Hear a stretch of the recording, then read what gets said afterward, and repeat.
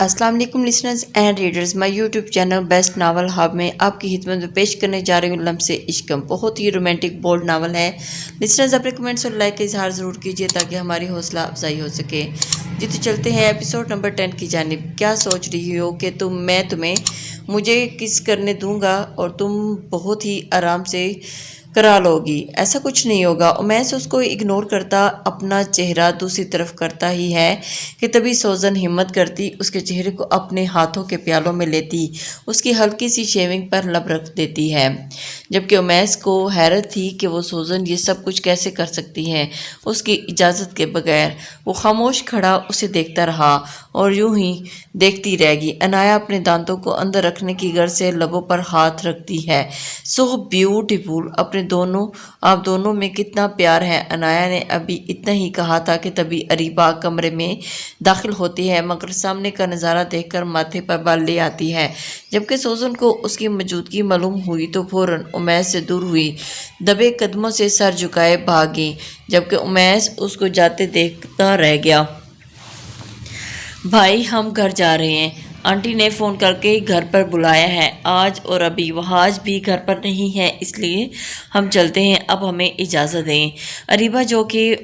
अरीबा ने अनाया के पास आते ही उसका हाथ पकड़ा। मगर मामा अभी तो आए थे, अनाया ने बेड से उतरते हुए कहा। मेरी जान कोई बात नहीं, दादो वेट कर रही हैं आपका, अब जाना है घर, इतना बहुत है। और आपने मुझसे प्रॉमिस किया था कि आप वहाँ पर जिद नहीं करेंगी, इसलिए अब अच्छे बच्चों की तरह बात मानकर चलते हैं। अनाया को मनाते हुए अरीबा उसको साथ लेती हुई ओके फाइन। अनाया ने हार मान ली। मगर मुझे बाहर तक मामू और मामी छोड़ने जाएंगे। अनाया भी अनाया ही थी। मामू प्लीज़ मुझे उठाए ना, अनाया ने जिद की और फिर उमैस ने उसको उठा लिया। अनाया ने उमैस के पास जाते अपने हाथ आगे बढ़ाए, तभी उमैस उसको उठाता अपने बाजू पर बिठाता है, जिसे देखकर वो एकदम बहुत खुश हो जाती। अब खुश हो आप? उमैस ने उसकी गाल पर किस किया। जी मामू, मगर मामू मामी किधर है, वो ऐसे क्यों चलेगी? अनाया ने एकदम से उमैस की तरफ देखकर चेहरे पर हाथ रखते हुए कहा। जबकि उमैस हड़बड़ा गया। आपकी मामी की तबीयत ठीक नहीं थी इसलिए चलेगी, मगर कोई बात नहीं, मैं आपको खुद छोड़कर जाता हूँ। अब आप लेट हो रहे हो, दादो इंतज़ार कर रही हैं, इसलिए मम्मा की बात मानो। उमैस अनाया को मनाते हुए गेट तक लेके गया। नहीं, मुझे मामी भी छोड़ने जाएंगी, please please please please. Anaya ज़िद करने लगी, ज़िद दिखाने लगी। और फिर अरीबा, अनाया बेटा ज़िद नहीं करते। अच्छा ठीक है। उमैस ने उसको चुप करवाया और मुलाजमा को आवाज़ देकर सोजन को बुलाने के लिए कहा। मगर थोड़ी देर के बाद सोजन उसी के कमरे में दाखिल हुई। कमरे में दाखिल होते ही जैसे ही उसने उमैस को देखा तो अब चलें, उमैस ने कहा तो अनाया ने हाँ में सर हिलाया। जबकि सोजन भी उनके पीछे पीछे चलने लगी। वो हॉल को क्रॉस करते बाहर ही निकले मुलाजिम भी गाड़ी का दरवाज़ा खोल के खड़ा ही था, जो अरीबा के मुंतज़िर था और साथ आया था। और फिर उनको गाड़ी में बिठाकर गाड़ी दरवाज़ा बंद किया। ओके भाई, अब हम चलते हैं, अपना ख्याल रखिएगा। अरीबा ने अनाया की तरफ अनाया को पकड़ते हुए कहा। जी बिल्कुल, अरीबा ने उमैस को कहा। ओके, अगर कोई भी चीज़ चाहिए हो तो मुझे बता देना, मैं भिजवा दूंगा। नहीं भाई कुछ नहीं चाहिए, खुदा हाफिज़, अरीबा कहते हुए अनाया का हाथ पकड़ते हुए गाड़ी में बिठाती है। वो अब दोनों गाड़ी में बैठ चुके थे और देखते ही देखते गाड़ी घर से काफ़ी दूर चली गई। वो दोनों माँ बेटी। जबकि उमैस उस गाड़ी के ओझल होने पर माथे पर बाल ले आया और फिर ले आता है, और उनकी आंखों से फिर सुर्ख तपश। वो कुछ सोचते हुए एकदम से फौरन अपना रुख सोजन की तरफ करता है। जबकि सोजन उसके पीछे ही अपने करीब आते देखकर डर गई कि एकदम उमैस का रवैया कैसे बदल गया। वो जब से उसकी ज़िंदगी में दोबारा से आया था तब से उसने उसको डरा कर रखा हुआ था। न चाहते हुए भी वो उसको बहुत डरा देता था। तुम्हें क्या लगा था कि तुम हमारी बातें सुनोगी और मुझे कुछ पता नहीं चलेगा? सब पता है मुझे कि इस चीज़ के टूटने की आवाज़ कहाँ से आई थी और क्यों आई थी। आज तुम्हें बता ही देता हूँ कि चोरी छुपे किसी की बातें सुनने की क्या सज़ा होती है। चलो मेरे साथ।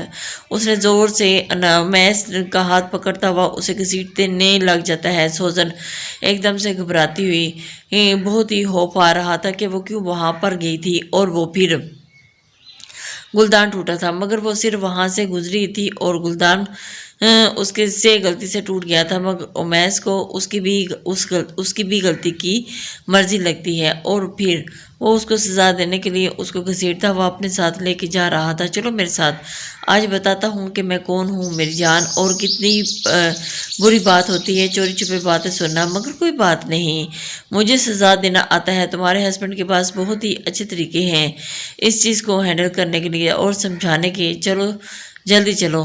وہ اس کو گھسیٹتا ہوا آگے ساتھ لیتا جاتا، میں اس کو گھسیٹتا اپنے ساتھ حال میں ہلایا تھا کہ تبھی فائرنگ ہونی شروع ہوگی۔ امیس کافی حیران ہوا کہ یہ سب کیا ہو رہا ہے، مگر پھر بھی تبھی گولیوں کی آواز اس کے پورے گھر پر چھا گئی، اور پھر ایک دم سے وہ بوکھلا گیا۔ امیس کو سمجھ میں نہیں آ رہا تھا۔ سوزن میرے ساتھ چلو۔ سوزن امیس سوزن کا ہاتھ مضبوطی سے پکڑتا حال سے باہر ہی جانے لگا کہ تبھی سامنے سے وہاج آتا نظر آتا ہے، جس کے ہاتھ میں رائفل موجود تھی۔ وہ اپنی رائفل ہاتھ کا رخ سیدھا امیس کی طرف کرتا ہے اور ایک پل ضائع کیے بغیر ہی اس کے اوپر تان لیتا ہے، اور پھر امیس ایک دم سے ہڑبڑا جاتا ہے کہ یہ وہاج ایک دم کیسے، کتنی دنوں بعد ملے ہو مجھے، آج چھوڑوں گا نہیں تمہیں،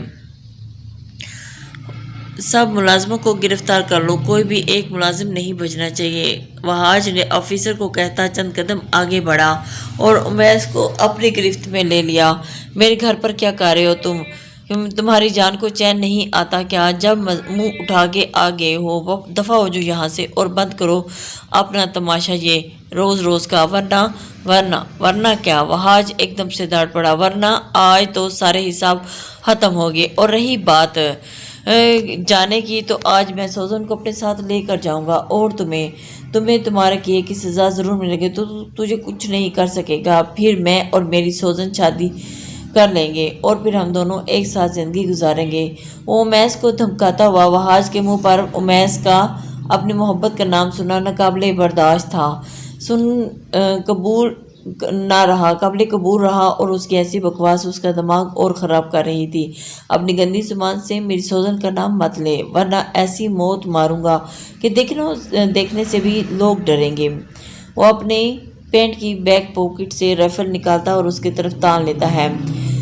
کرتا یہ ہے کہ وہاج اس کے ارادے سمجھتا ایک پل بھی ضائع کیے بغیر ہی اس کے سینے پر گولی چلا دیتا ہے۔ کچھ لمحوں کے لیے ایک دم سے سناٹا چھا گیا اور وقت تھم سا گیا۔ امیس کو گولی سینے کی لیفٹ سائڈ پر لگی تھی، پھر چھو کر گئی تھی، کیونکہ جب گولی چلی تھی تب امیس نے اپنی پوزیشن تھوڑی سی ہلائی، جس کی وجہ سے گولی چھو کر گزر گئی، مگر خون اس کے کپڑوں پر نشان چھوڑ رہا تھا، اور پھر خون اس قدر زیادہ تھا کہ اب آئے گا نا مزہ جب مرے گا تو، کیا سوچ کر تو نے مجھے مارا تھا، اور میں کبھی واپس وار نہیں کروں گا، تو اب دیکھ لے کہ تمہارے سامنے کھڑا ہو۔ وہاج امیس کے پاس آتا اس کے منہ پر مکہ دے مارتا ہے، اور اب اس کے پیٹ پر مکوں کی برسات کر رہا تھا۔ امیس کے ہاتھ میں رائفل تھی، پیچھے زمین پر جا گری تھی اور آنکھیں بند ہو رہی تھی۔ یوں لگ رہا تھا کہ سب کچھ ایک دم ابھی زمین پر ڈھیر ہو جائے گا، اور وہ یہ سب برداشت نہیں کر پا رہا تھا، کیونکہ اس کے پاس لڑنے کے لیے کوئی ہمت نہیں تھی۔ وہ اپنے آپ میں ہی منہ میں خون رسنا شروع ہو گیا تھا۔ وہاج نے اس قدر اس کے پر مکوں اور دھونسوں کی برسات شروع کر دی تھی۔ وہاج کسی درندے کی طرح امیس کو مارے جا رہا تھا۔ سوزن یہ سب اپنے سامنے ہوتے دیکھ فوراً سے بھاگتی ہوئی اس کے پاس آئی اور اس کے بازو کو پکڑ کر امیس سے دور کیا، جبکہ امیس اب زمین پر گر گیا تھا۔ امیس کو اب کچھ ہوش نہیں تھا، امیس نہ چاہتے ہوئے بھی بے ہوش ہو رہا تھا۔ یہ کیا کر رہے ہو تم؟ پاگل ہو گئے ہو کیا؟ چھوڑو ان کو، سوزن نے چیختے ہوئے کہا، کیونکہ آج سے پہلے اس نے امیس کو اس کے اس حال میں کبھی نہیں دیکھا تھا، اور اسی وجہ سے وہ اس کو بچانے کی کوشش کر رہی تھی۔ سوزن میری جان، یہ سب تمہارے لیے کر رہا ہوں، اب ہمارے بیچ کوئی نہیں آئے گا ہمارے لیے، تاکہ ہم ایک ہو جائیں۔ بکواس بند کرو اپنی، اور تم نے یہ سوچ بھی کیسے لیا؟ سوزن نے اس کی زبان سے بیہودہ باتیں سن کر اپنا پارہانی کر لیا، اور ایک تو وہ اس کے شوہر پر گولیاں چلا چکا تھا اور مارنے کی کوشش کر چکا تھا، اور اوپر سے اس کے سامنے ہی بیہودہ باتیں کر رہا تھا۔ دیکھو، تم اگر کہو گی تو میں اریبہ کو بھی چھوڑ دوں گا، پھر ہم دونوں ایک ساتھ زندگی گزاریں گے، ہمیشہ سے، ہم بہت جلد شادی کریں گے۔ اگر وہاج نے سوزن کے کندھوں کو پکڑتے ہوئے کہا، لیکن امیس چٹاخ۔ سوزن نے دو رکھ کر تھپڑ وہاج کے چہرے پر رسید کیے تاکہ وہ اب اپنی چلتی ہوئی زبان کو بند کرے۔ لیکن وہاج تو بولنے جا رہا، اپنی بکواس بند کرو، تم نے سوچ بھی کیسے لیا کہ میں تم سے شادی کروں گی، اور تم کس طرح سے اپنی ہی بیوی کو دھوکہ دے رہے ہو؟ تم نے یہ سوچ بھی کیسے لیا؟ کچھ شرم کرو وہاج، مجھے تو یقین ہی نہیں آ رہا کہ تم اس قدر گر گئے ہو۔ سوزن رو رو کر اپنے گالوں کو تر کر کے کم کر رہی تھی، جبکہ آواز بمشکل دے رہی تھی، امیس امیس امیس، ہوش کرو پلیز، ہوش میں آؤ۔ لیکن امیس جو ہے وہ بے ہوش ہو چکا تھا، خون سے کپڑے اس کے لت پت ہو چکے تھے، اور سوزن اس وقت مکمل طور پر گھبرا چکی تھی۔